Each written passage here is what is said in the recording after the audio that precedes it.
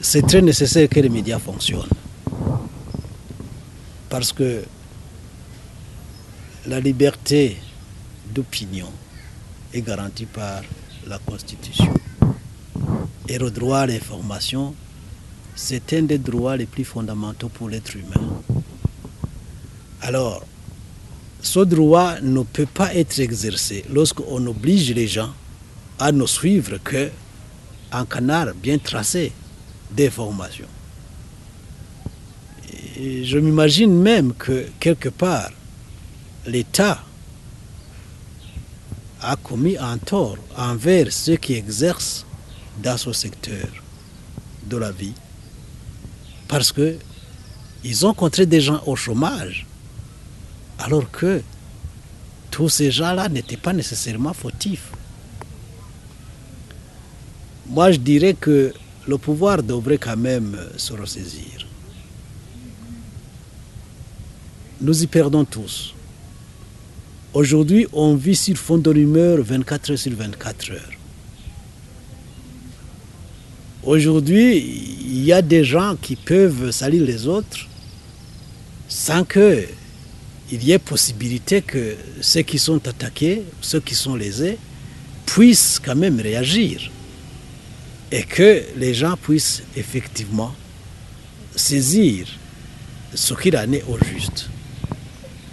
Donc je dirais que, comme vous l'avez dit, 5 mois sans médias, 5 mois avec de la lumière au top, notre société est tellement affectée. Il faudrait que quand même, si le pouvoir veut réellement que notre société guérisse, il faudrait quand même libéraliser les médias. Moi, je crois que quelque part, les médias contribuaient beaucoup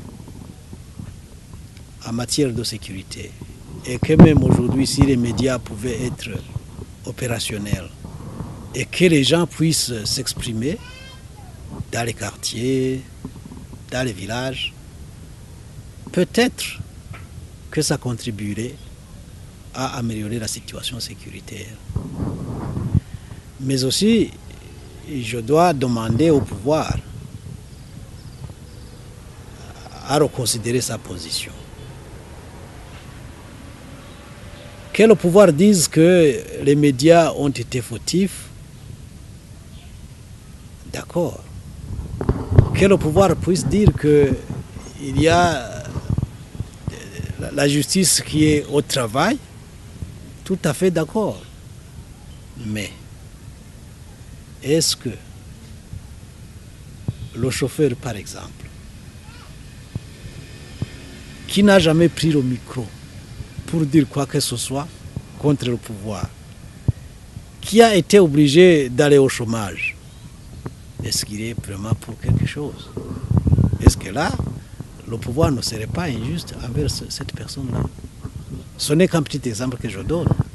Sinon, si une radio employait peut-être 20, 30 personnes et qu'un journaliste a dit des choses qui gênent le pouvoir, pourquoi est-ce que le pouvoir ne s'en prendrait pas à celui-là devant la justice et laisser les autres travailler? Est-ce que l'émetteur qui a été détruit, c'est cet émetteur-là qui disait les choses ou c'était quelqu'un qui disait ces choses-là? Donc, quelque part, je crois que vraiment la réaction aura été plutôt extrême. Et je ne ferai que demander vraiment au pouvoir de reconsidérer sa position par rapport aux médias. D'abord, le pouvoir nous pénalise tous, ça que nous ayons commis quelque erreur que ce soit. Ensuite, le pouvoir met au chômage des citoyens, alors qu'on devrait plutôt chercher à combattre le chômage.